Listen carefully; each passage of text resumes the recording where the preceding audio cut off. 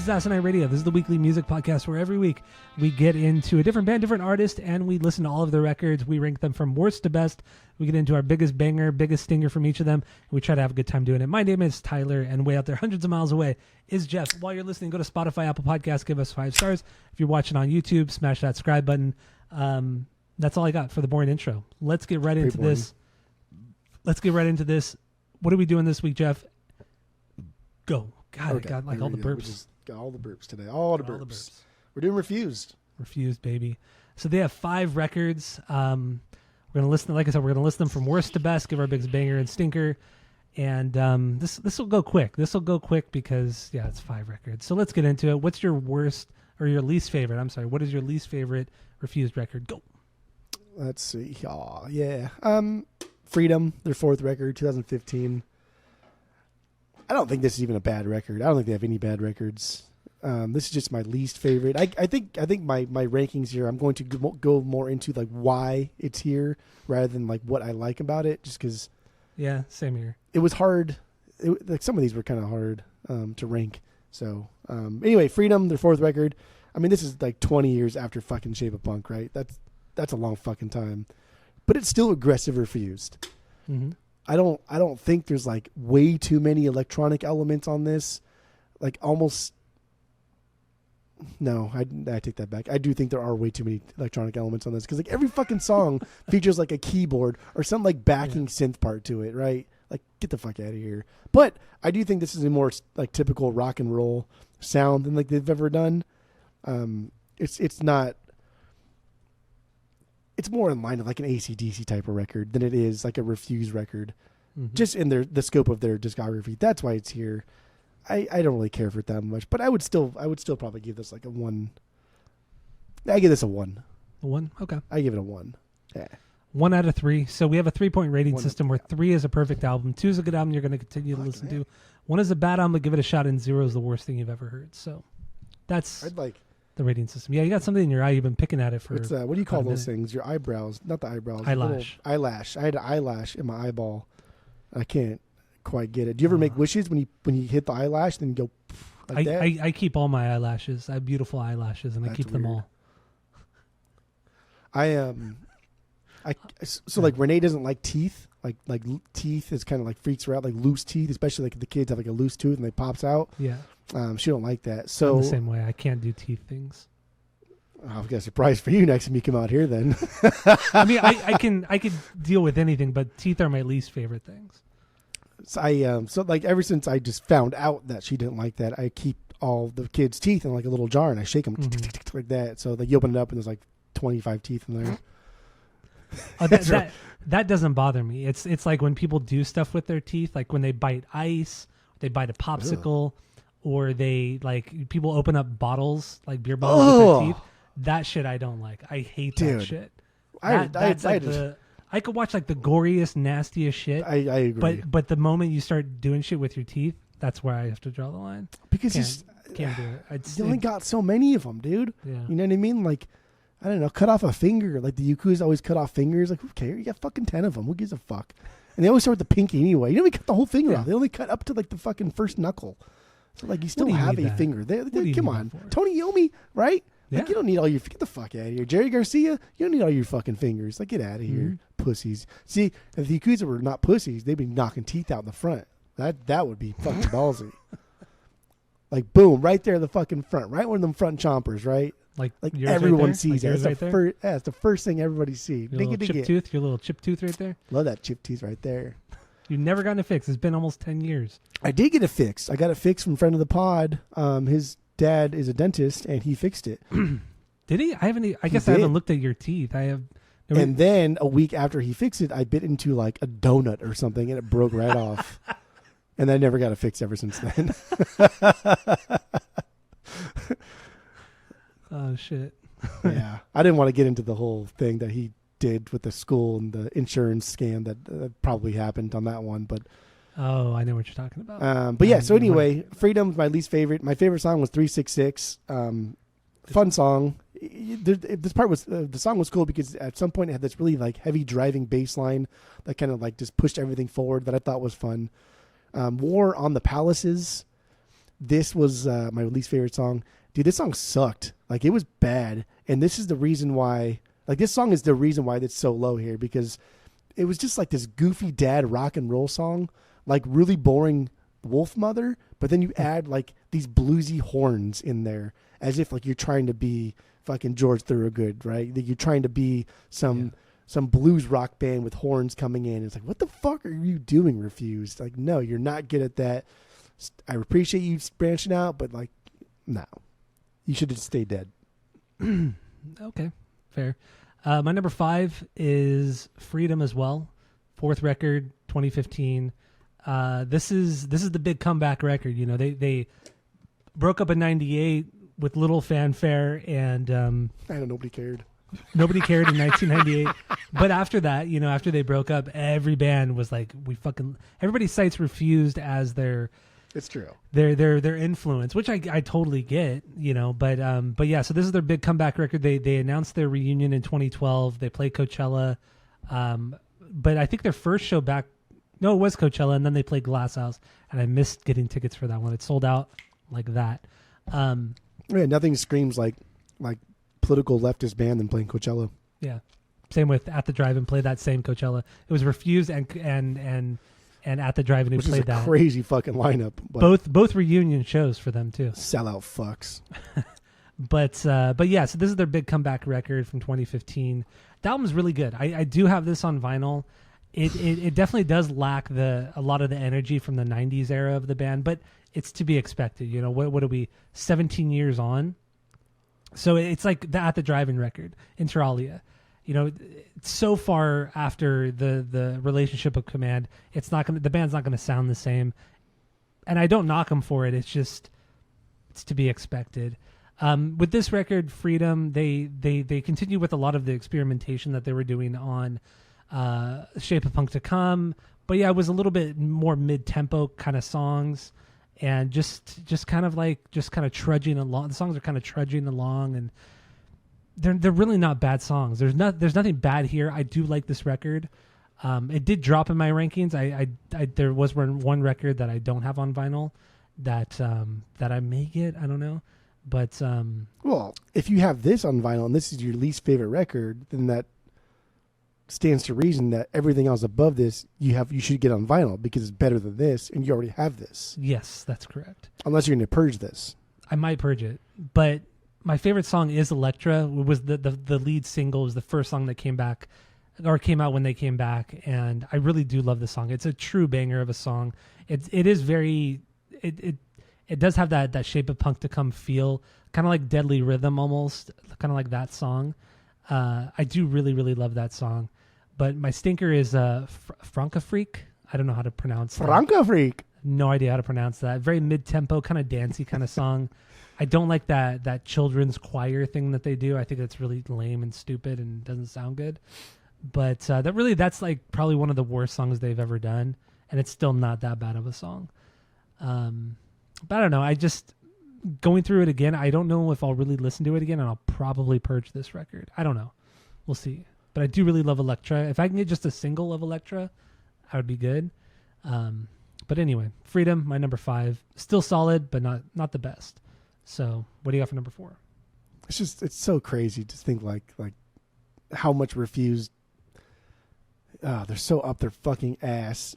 But like, I don't fault musicians for playing shows to make money, because if you can do what you love and make money while doing it, that's great. But Refused is like on a different level of pretending to be not that type of band, and then they just are that type of band. But whatever. War Music, that's my number 4. That's their 5th record, their last record, 2019. This is a pretty rad record for the amount of time that like passed between their first record and their last record. Like, we're definitely getting back to their hardcore roots here. This record's very fucking dramatic. Like, the heavy chuggy parts are very deliberate, very angry. The more like kind of post-hardcore-y stuffs here are more in line with Shape of the Punk to Come, but more like rudimentary, more in line with like Flames or their first record. But this record's not great. Like, there's no like defining characteristic here. And I kind of thought like with some bands that we do and they come out with a new record, if you erase everything prior to that, would anybody give a fuck about this record? Mm-hmm. Right, like Green Day, right, with the Saviors, and I think Saviors is dumb, and Their Revolution record. Radio from fucking 2015, whatever that one was, that record. something. Like if you erase Dookie from existence, if you erase everything else from existence, would people give a fuck about those records? Like, no fucking way, no way. Yeah, that's true. But I think this record, and even Freedom, I think if you erased everything they'd done prior to this would still be a good record. Like we would still be talking like, oh, do you hear this band Refuse dropped this record? It's pretty fucking good. It sounds like this, and this, and we would probably sing its praises pretty damn well. Their biggest enemy is just themselves because they've released such fucking bangers that they just can't top it. Yeah, how can you match the greatness of the 90s era of this band? And that's my only knock to this record, Yeah. really. I want to watch the world burn. This is crazy because this sounds like fucking Black Audio, and I hate that I love it, and it irritates me. And I hate the way he sings on this because it fucking reminds me of Black Audio, and it pisses me off. But I like it so much. And then Malfire, that's my least favorite song. This is just like out of place, dude. This doesn't make any sense on this record. I don't fucking understand like why they chose this. It's stupid. Like everything on this record is so aggressive and hard edged, and this is just like, as Kobe would say, this is soft. Soft like Dwight Howard. I like it. Keeping it basketball themed. So would you get this on vinyl? No? No. I'd only get 3 on vinyls. Okay, that's fine. My number 4 is also War Music, 5th record from 19, their last record, because they're breaking up, and that's honestly the reason why we're doing this, but we'll get into that on the main episode. I do like this record a lot. I listened to it when it came out a couple times, and it just didn't quite hit for me. But this week, I really, really dug it. I think it's significantly better than Freedom. It keeps with the experimentation of that record, and like modern sense, but also does a great throwback of their earlier stuff, especially out from their first record. There's a lot of thrashy stuff on here, but with like more polished production and style and sound. But no, this is great. And you made a good point where in that, you know, if this is the only album this band put out, I think I'd probably be more into it. But yeah, because we have the first 3 records, you just can't fuck with it. Like this automatically goes to the bottom. Like it doesn't stand a chance. It does not stand a chance. And once again, it's not a knock to this record. It's just your other material is just so their other material is just so good. So I really dig this. I think I might actually buy this on vinyl and get rid of my Freedom record, because like I said before, I was just not into War Music really at all. But this week I listened to it a couple times this week, and it's fucking good, man. It's really good. So my banger, Violent Reaction, it has this kind of like thrash kind of riff. It's just a kind of a faster song. It's just a good throwback to their earlier stuff. I really like this song. Stinker, Death and Vannas, mid-tempo kind of this era of Refused, kind of just more of the same. This is almost like a filler song on the record. It's not really bad, but it's just they've done this kind of thing so much on the last 2 records. We don't need another one of these songs. So War Music is my number 4. What do you got for number 3? Now we're getting into the good stuff. Here's where we get into stuff that like not only will I get on vinyls, but like I think are fucking good, like really, really, really good. Mm-hmm. And songs to fan the flames of discontent. That's my third favorite. That's where I rank it. Number 3, second record. Dude, I like this record a lot. Like I'm going to get this on the vinyls. It's just like here, like it has to be put somewhere, and I have to say something negative about it for it to justify even being here. It's just the middle ground, dude. It's the bridge from their first to Shape. There's nothing wrong with this, but like the 90s hardcore punk sound just like never left these guys, even the second time around. And so the jump from their first record to this isn't nearly as great as from this to the Shape of Punk to Come. And so I hear, man, like there's a lot of times he just sounds like Davey Havoc. It just sounds like fucking just normal 90s, like not necessarily skate punk, but like you're getting there. I could see them calming down after this and becoming a more skate punky late 90s like punk band. And like that would be cool too. There's nothing wrong with that. But I just think this is just it's too one-dimensional to be listed as number one for sure.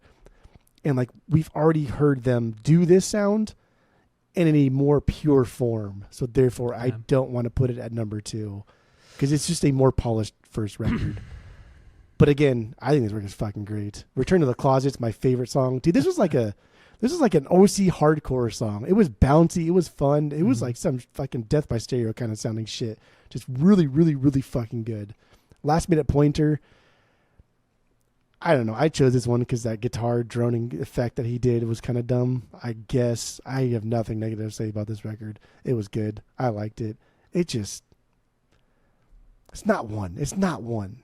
Okay. It's just that's not. Fine.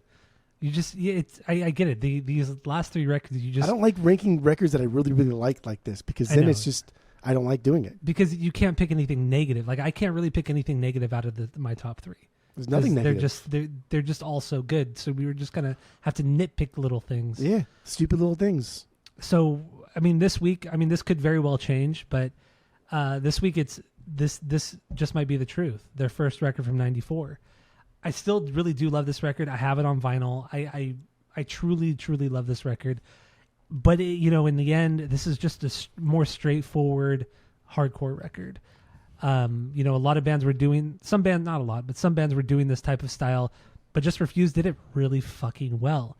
And I think this is their most one-dimensional record they've ever put out. And that's not a knock to them because, this is their first record and there's a lot of awesome fucking riffs on this record, but it's just, it's a lot of the same, but I'm not saying that in a negative way, but that's really why I'm just putting it at number 3 because it's just all the same. It's all just a great fucking hardcore record.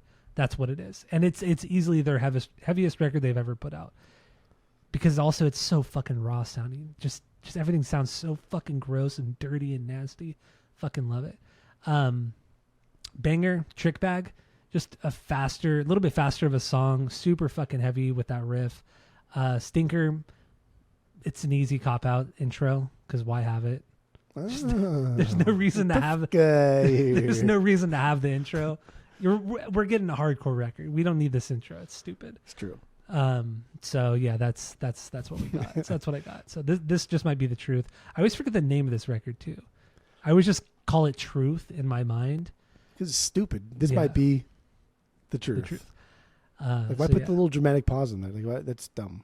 Yeah. So I keep looking over to remind myself what this record's called. So yeah, what do you got for number 2? Go. That's my number 2. This just might be the truth. First record. This is an incredible hardcore record. Mm-hmm. Like I'm definitely glad they grew out of this phase because there are times when this record is just fucking suicidal tendencies, which is just not like basic hardcore punk sounding with shouty kind of talking, singing, right? That singing gait that Mike does. And it's not a knock, because I think these guys do it fucking better than most of Suicidal albums, except for Freedom. Oh, which is kind of funny, because Refuse to have an album named Freedom. Freedom and their first record of Suicidal. Everything else, like, I don't really care. But like, damn, dude, this record is aggressive, and it never fucking stops. And it's not just aggressive, the normal, like, hardcore kind of sound, because even, like, in the aggressive hardcore sound, not everyone's doing the same type of aggression. Whereas, like, if you have, like, a blast beat that comes in, maybe the singer's just kind of, like, doing nothing, or he's just kind of growling or screaming, which doesn't always match, like, the blast beat or a breakdown. Everyone's always just kind of, like, how aggressive can we be individually, which makes it this everyone just kind of, like, I don't know, doing this weird, I guess hard to put it in terms that we'll talk about later, this hardcore free jazz kind of thing. Whereas, like, this record seemed like everyone is working together and writing music together and coming together for, like, a common like sonic goal to be aggressive and heavy and fast. And they're not even that fast all the time either. And it still sounds fucking fast. And they're not even that heavy either, but it's still aggressive. Like, this is a wild record, dude. It's fucking crazy. I was blown away by this. I was researching, like, how much is the original cost? It's not that much money. I had to reel it in a little bit, but like, God damn, you don't want to dude. be like me and just buy a bunch of records You're fucking out of control, for sure. Out of control. I'm not. Pump the Brakes. That's the song after the intro. That worked way too well. That's a song after the intro. I think this is just fucking insane because it starts off so heavy and chuggy, and you're kind of like imagine you throw this on for the first time, right? Your local fucking Desert Grooves Records is like, hey, you should check out this band Refuse. Like I've been listening, heard a couple of their EPs or whatever before. Let's check them out. They're cool. And then you get that intro, and they're kind of like, whatever. That's kind of stupid. Like, oh, I'm a Fugazi guy. I like fucking early '90s belongs to Fugazi. And then it starts off chugging heavy, and you're kind of like, oh, okay, I see what you're doing. And then it drops into like the perfect hardcore sound of the 90s. And it never stops. It never lets up from there. And like the entire record is that. And that's awesome. Did that actually happen at your store, Desert Grooves Records? Because that was very like a very specific tale. I wish. That would be fucking cool. It happened. No, everyone that comes to my store, everyone too, I'm not hyperbolizing. Everybody that comes to my store is always asking for dumb shit. Like, I don't know, dude. Like fucking Playboy Cardi or Cardi B or any of the Kardashians. Kardashians. That was a fucking Cardi joke. That was a dumb joke. That well. Bottom. Tops and bottoms. That's my least favorite. And I don't even have the negative to say about this. It's just the last track. But it's just a little generic hardcore punk sounding. Yeah. Not a whole lot of nuance to it, but I don't know. It's a fucking good song. All right. That's good. All right. So my number 2 is the album of the week, The Shape of Punk to Come. There you go. There you go. It surprised me too. Don't be silly. So what do you got for number 1? I know it. There's no way it's not. There's no way it is. My number 2? No, there's no way that The Shape of Punk to Come you think is 2? Not as good of an album as Fear. That's crazy. Wait, what? You think that the album of the week is your second best, but you think songs to fan the flames of discontent is number 1. Yes, correct. That is correct. Fucking album title are so stupid too. Good God. It's kind of hard to remember them too, so like I have to kind of look over. And we're not even going to say the whole fucking phrase we'll probably say it once for The Shape of Punk to Come, but we're not saying the whole fucking thing. Well, even then, it's like, even when I think about these records, I call Shape of Punk to Come, I just call it punk. And then, I just call the other one Trust. Wait, is it Trust? Or Truth. Why did I say Trust? Truth. And then I just call this one Discontent. Their second record from 1996 is my favorite record. That's stupid. I just call it Discontent. Your ranking is silly and dumb. Okay. Well, it's not. So, wrong. I honestly, until this week, until probably 2 days ago, I would have said Shape of Punk to Come would be my favorite. It would be my favorite record by them. But there's something about this that just really hit me hard on this record. I've always loved this record. I really, really do. I have it on vinyl, obviously. But this has the unrelenting, just kind of hardcore punch in the face of the first record, but a lot more put together, a lot more focused than the first record. And there's no filler on here. There's not one part of this that it's like, oh my God, you guys need to get your fucking heads out of your ass. Like, come on, Shape of Punk to Come, which we'll get into on the main episode. There are certainly parts where it's like, you guys just need to calm the fuck down. But on this one, this just does not fucking stop. And the riffs, some of the coolest riffs they have are on this record. And Shape of Punk to Come has some great riffs, but this one has just some incredible shit going on. The drumming also is fucking amazing on this record. I have nothing bad to say about it. At this point, these guys are just better musicians. This is just a giant step up from the first record, and there's no fluff at all. I fucking love it. It's just an incredible fucking hardcore record that was ahead of its time. It really, really was, from 1996. So my favorite song on this one is my second favorite Refuse song, Coup d'etat. I mean, this song, there's nothing like it. There's nothing like this song. Stinker, if I had to choose one, Return to the Closet, only because it has that loud, quiet dynamic that they do a ton of on punk. Not to say it's bad. It's just, I had to pick a stinker, and that's why this one's here. So. Okay. This record's truly incredible. Yeah, that's crazy. It's truly incredible. Fucking one though. That's just. You'll get there someday. You haven't been listening to Refuse. I don't. You haven't been listening to Refuse that long. So. That's true. But I hope I don't ever get to that point where I think an objectively worst record is their best. Well, anyway, we'll get into it on the main episode. So thank you all for listening. Go to Spotify, Apple Podcasts, give us 5 stars. If you're watching on YouTube, smash that subscribe button and go listen to the main episode. We're getting into The Shape of Punk to come. I'm not going to say the full title because I don't remember it because it's stupid. So that's it. That's all. Liebert. I had nothing.